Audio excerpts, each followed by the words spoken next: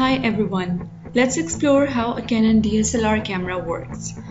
We'll start by turning on the camera. So this is how you turn on your camera, by shifting that small little button, and then you move on to remove the lens of the camera. You slightly press and remove the lens of the camera to see the screen, and now the screen is visible. What I'll do next is capture a picture for you to see how do we capture the picture. But before going to capturing the picture, we'll set the modes.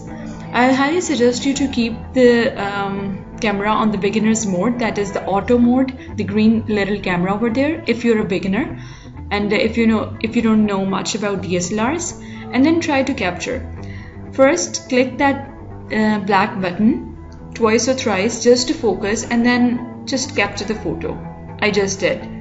Now if you want to see your captured pictures, you click this button that I'm just clicking, yes, and then you navigate left to right to see other pictures. Canon DSLR cameras are super easy to use because they bring with themselves specific modes for specific situations. For example, if you're in a sports festival and you want to capture someone running in front of you, you turn on this sports mode on that I just did, and you capture the picture. This is how you will get a perfect picture without those flashes in the picture and the distorted images that you usually get without turning on the sports mode. Likewise, there are other specific modes such as close-up, which are super helpful when shooting documentary or taking tight shots. Here I just selected the mode, and now I'd like to take a picture for you. Since I have no one else around me, I'll take a picture of this wall and try to capture these bricks. And just as I told before, you need to focus, and then boom, you need to click the button and take the picture.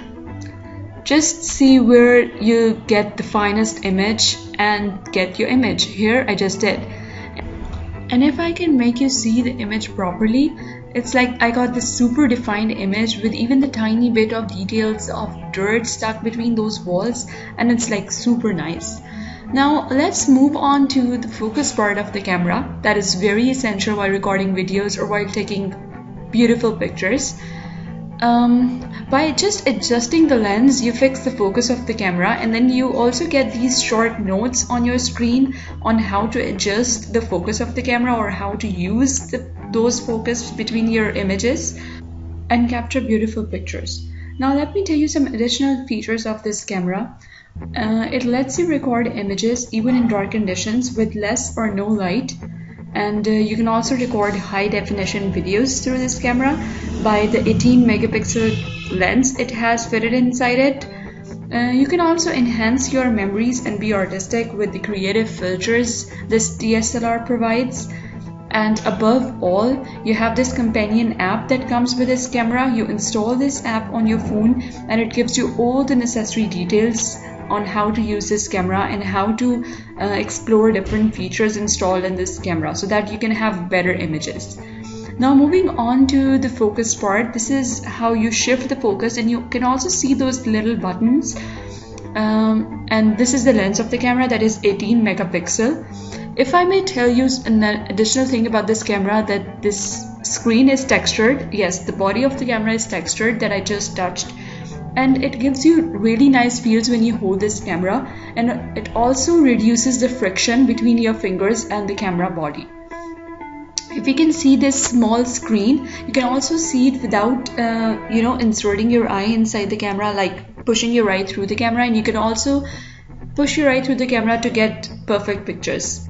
And that's it. You have learned the basic details about using this camera. Now let's move on to the second part of the video, where I'll show you how to take some basic shots for your documentary. These 6 camera shots are very basic that are used in almost every documentary shooting. I've taken these shots, I've captured these shots myself in a related setting, that is my university, and now I'll show you those images to let you know what's the very distinct difference between each shot. So the first one is extreme wide shot. In this shot, the subject stays very far away from the camera, and this shot is basically used to establish the setting or the area in which the shooting takes place. The next one is wide shot. In this shot, the person or the entire area is the focus, And this shot is really great for establishing the scene and allows for a good action of the characters or between the characters. Sometimes it is also called the long shot. Next one is medium shot. It basically frames the subject from waist up. This is the most common shot and allows to capture hand gestures and the motion of the subject, like seeing what the subject is actually doing and what it intends to do. The next is medium close-up.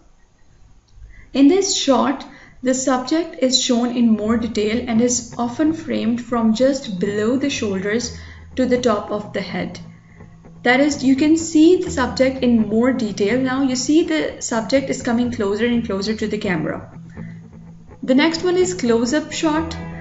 This shot is really common in our dramas, and these shots show a particular part of your subject. In many cases, it is the face of the subject, and usually cameraman shows the face of the subject when he means the close-up of the subject. The last and not the least is the extreme close-up, also known as the tight shot. These shots are much tighter close-up shots in which you get the detail much greater than the human eye might be able to normally perceive.